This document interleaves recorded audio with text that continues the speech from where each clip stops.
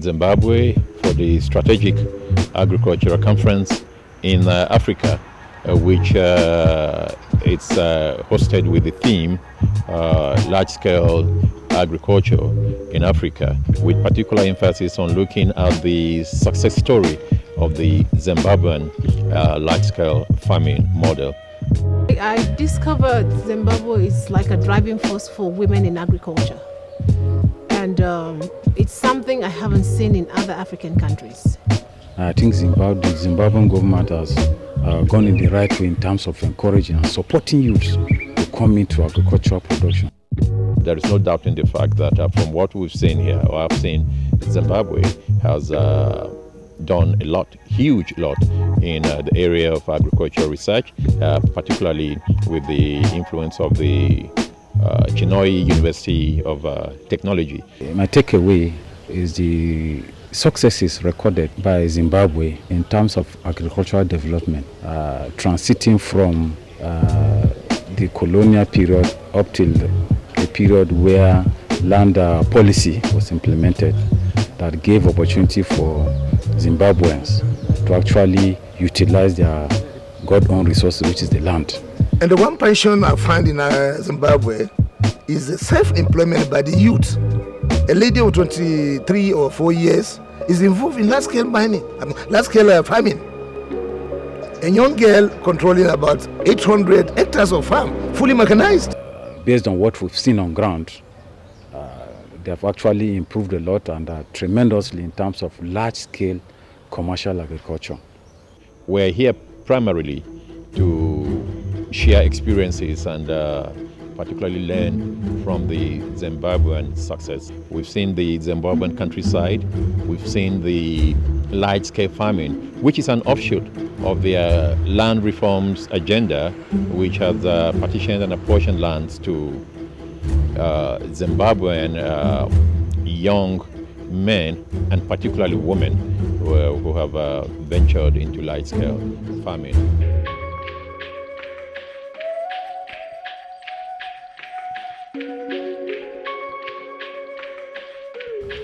My name is Engineer Ibrahim Muhammad Panti, Commissioner for Agriculture and Rural Development in Niger State in Nigeria.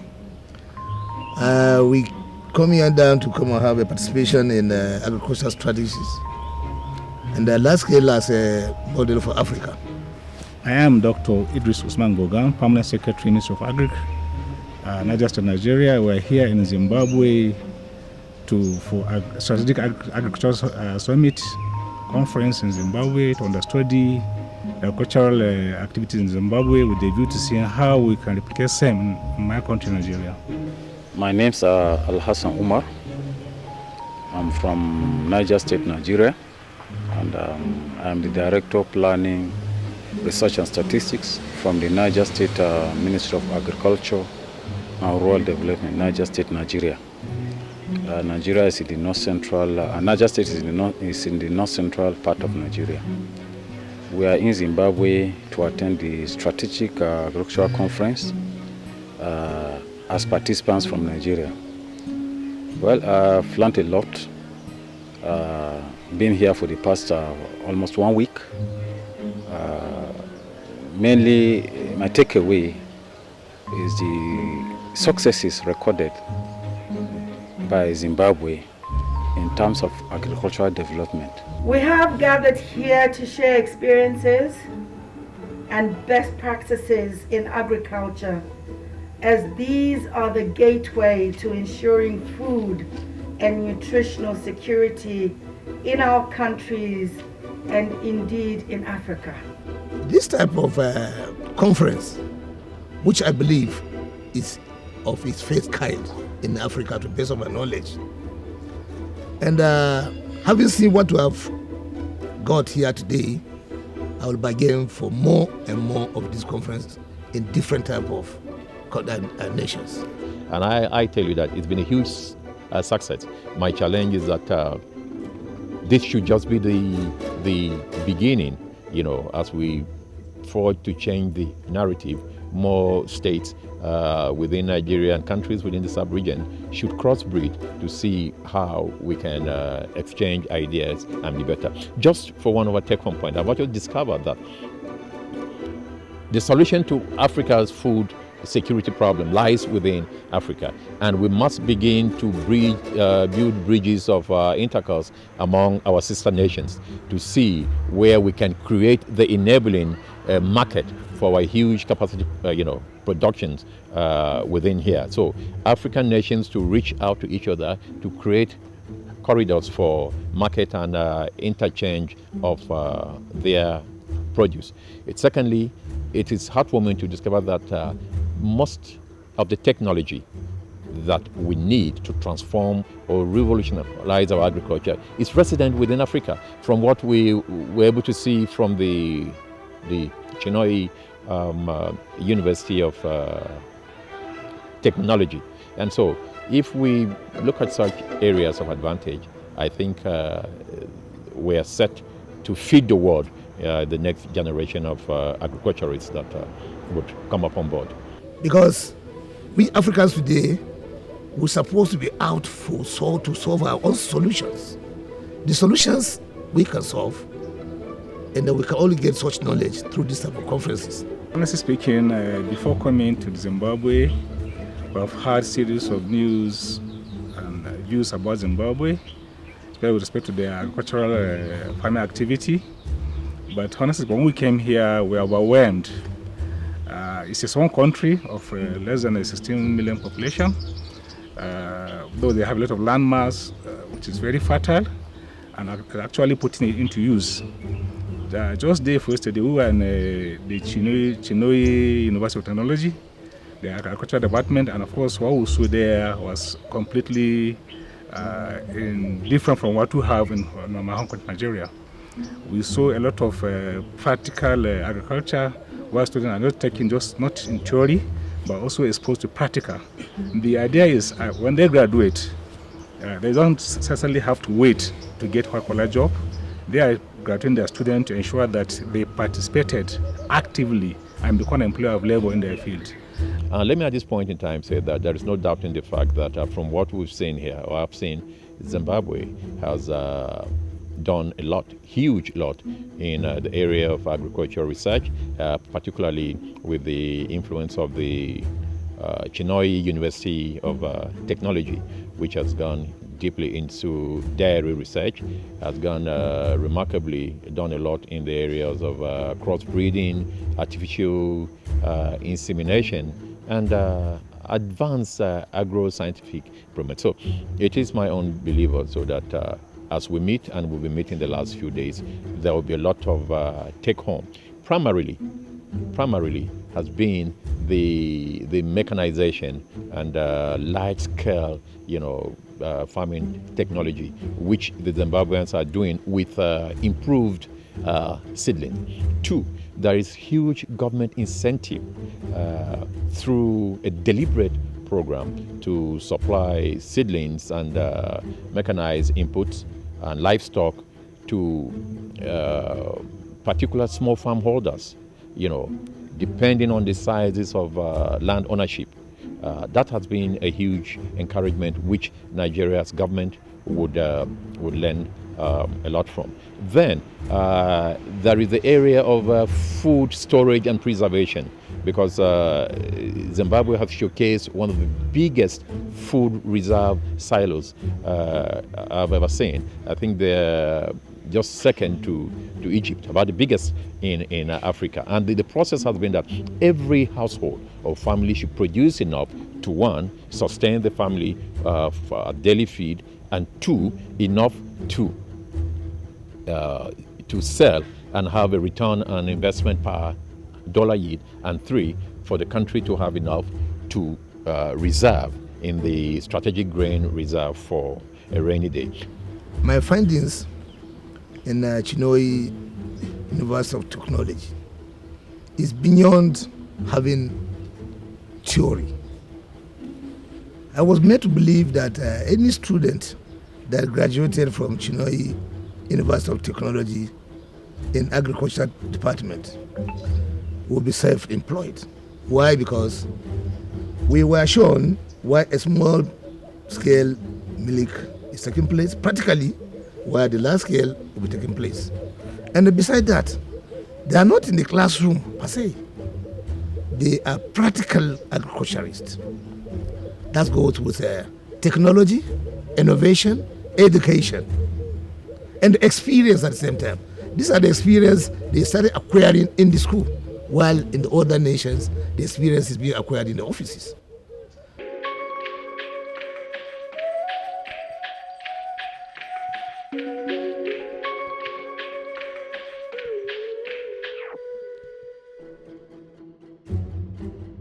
This is actually a story of two crazy women, you know. And so when we met and I got to know she was a farmer, and I was wondering, how can you, a funky you, be a farmer? She was too, I felt she was too sassy or too classy to be a farmer. And so somehow she returned back to Zimbabwe and said, I'm going to surprise you with my farm produce. And she kept sending me pictures. That got me, you know, wowed.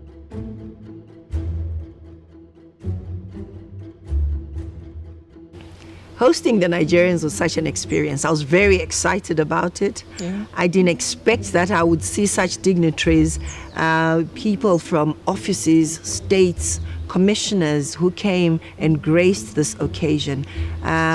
This was a dream which came true, and it was finally birthed. And here's our new baby, you know, creating synergies and networks between West Africans and South Africans. So for me, this initiative and them coming to see what Zimbabwe is doing, appreciating how Zimbabweans are farming, especially women spearheading, inspiring, mentoring other farmers, meeting youth farmers who are men as well, was just an exciting experience. And for me, it's also a learning curve that, you know what, we have so many people who love farming, people who are looking after themselves. The NDS 1, which is the National Development Strategy 1, which our president has talked about, is going to be attained at this point. If we see what we're doing, nobody is going to be left, no place will be left out, because we are building our own nation brick by brick, especially with the agriculture pillar. With the COVID situation that we also had, I realized that, you know what, food is an essential in everything that we do, may it be mining, manufacturing, motor industry, whatever, they need their food. In the health sector, education, they need their food. So we are the main pillars in any economy, and Africa is going to lead this. That's my belief. And if you put a woman ahead, you empower Africa. Aside just the women thing, I realized that there's been equal opportunities for both genders to practice agriculture as a passion here in Zimbabwe. Because while at the Chinhoyi University of Technology, we've seen women doing the things that we expected or was assumed to be reserved for men. And so that gives like an inspiration to others who want to do, okay, if we are empowered equally and everything can be done this way, it means I can also aspire to become a farmer, and then I'll succeed as well. I met a young lady in the farm, I think 22 years old, managed a farm of 688 hectares. And I asked, how do you manage to pull a farm of 688 hectares? Said from 16 years of age that she started farming alongside with her parents. Yeah, I discovered Zimbabwe is like a driving force for women in agriculture. And it's something I haven't seen in other African countries. And I feel if Zimbabwe can do it, then other African countries can also do it. They can learn from Zimbabwe how it is being done, how women are driving agriculture in Zimbabwe. 3 things I learned. Number 1, the government of Zimbabwe empower their youth, both men and women, to agriculture.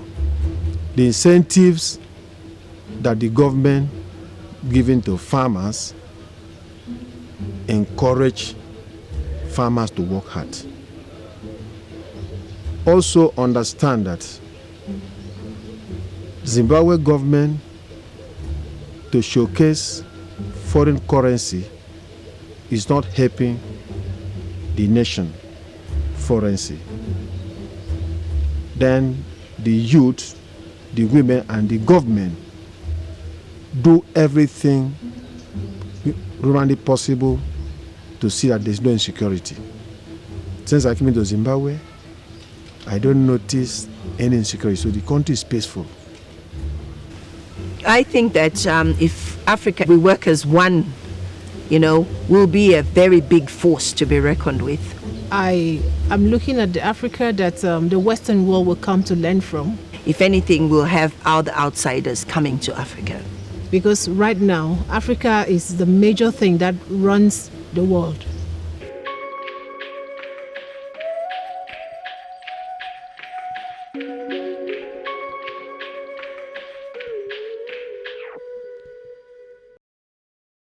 Firstly, I want to appreciate and thank the organizer of this conference, that is Cherry Africa and Soma Hills, who have jointly come together and bring this to reality.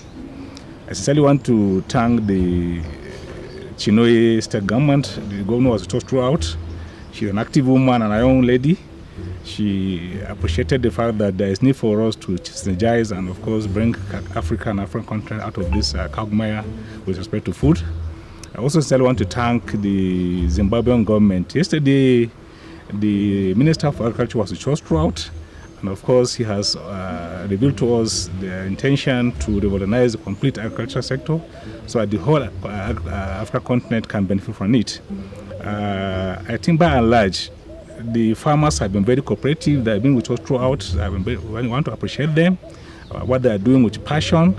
And of course, we also want to appreciate Niger State government for deeming it fit to sponsor this trip.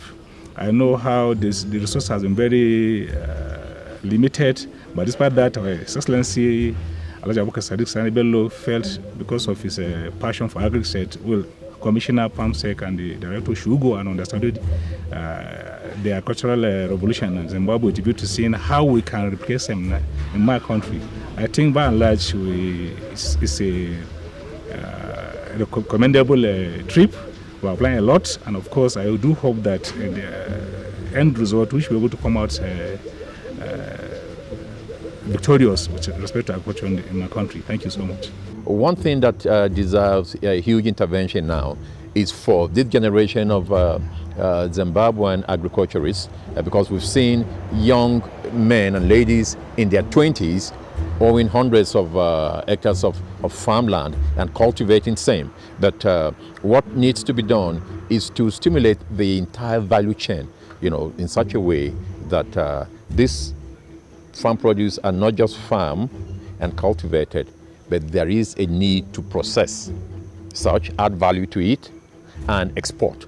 And talking about export brings one to the question of image, how the rest of the world looks at Zimbabwe. But Zimbabwe has to look inward. I see that the market for Zimbabwean products, the sympathy for Zimbabwe, the understanding, and that Africa speaks a common legal, franca, which is sustainable agriculture. We makes it easy for the Zimbabwe to create a market within the African sub-region. What we hear on the news, what impression we've thought about Zimbabwe, and what we've come to see here are incidentally two different things. Zimbabweans have been very hardworking, hospitable, and enduring, people who are looking towards feeding Africa and indeed the rest of the world in the next generation. And what we desire to do as a continent is to collaborate and give support to our sister nations where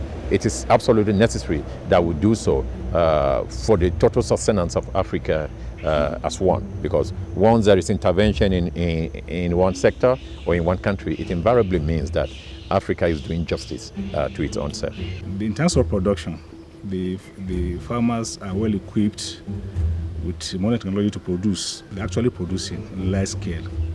But one thing that I found lacking with them has to do with value addition. You see, agri now is we're now thinking towards complete value chain, where farmers are now encouraged not just to production but to add value. That's the only way farmers can actually get the full dividends of what they are doing. That's why we have competitive advantage over Zimbabwe with respect to value addition in my country. I think it's a real partnership where we also can open our doors for Zimbabwean farmers to come into our country and study the various processing activities we have. We are saying that the government should tailor our intention now and, of course, focus on encouraging farmers to develop cottage industries within their fields. So that the farmers should begin to now package Zimbabwean maize flour, Zimbabwean soybean flour, and all that. We should begin to see those value addition in their supermarkets. We should begin to see those value addition being exported outside this country, beyond the shore of Zimbabwean government. So we're saying that the Zimbabwean farmers, yes, they are okay, but then there is need for them to go a little bit further by adding value to what they are doing with respect to production. I first of all thank the Zimbabwe government to have given this opportunity to participate in this first kind of its conference. I much appreciate the young farmers I've seen, the decade farmers I've seen, and I've seen the history of the farming in Zimbabwe. Despite we are not out of farming, but our gathering today in Zimbabwe is a plus to our nation. The only advice I can give to Zimbabwe is that I have seen this government. They have now opened the door, their own doors for national interactions. They should do that. And more exposures is required. I know African nations suffered colonialism. We should disengage this type of colonialist mentality. We should solve our problems, which Zimbabwe have started solving their problems as far as food is concerned. Zimbabwe is the kudos to them, and I hope Nigeria will have relationship with Zimbabwe.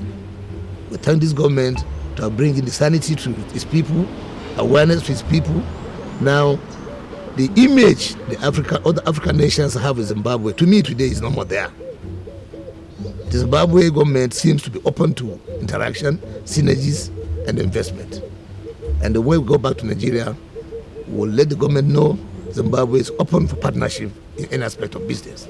Image is everything, and I think Zimbabweans have been able to showcase themselves, have been able to produce something different from what we've heard about them from the outside. You know, coming, you have different impressions, but coming here, we've seen that the Zimbabweans have themselves made a success story out of the land reforms programs. There are huge farms across the land, and these are owned by indigenous Zimbabweans who have shown that they have the capacity to take care of their own, destiny and their own responsibility for them. So they are doing extremely well, and I think the rest of Africa needs to support Zimbabwe, to feed Africa.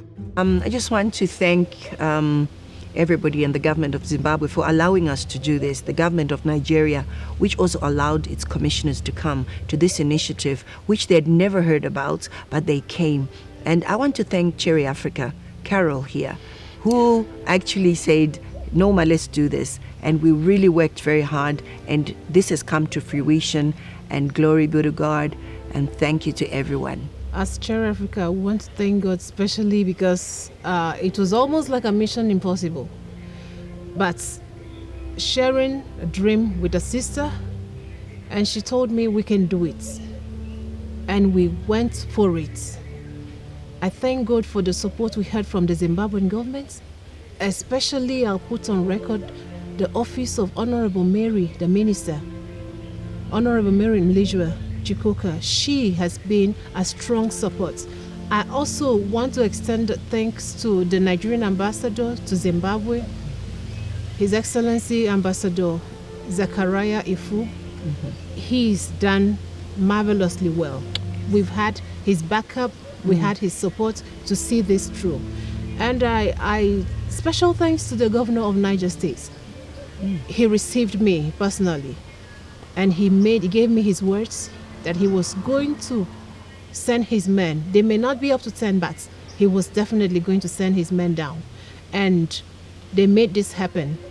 They came through, and then other states followed. Because that they believed, the governor believed, and the Niger State team believed in this dream, large-scale agriculture as a model for Africa. They really wanted for it to happen. And I am glad that it all ended in praise. Thank you to the government of Zimbabwe, and thank you to the government of Nigeria for this synergy.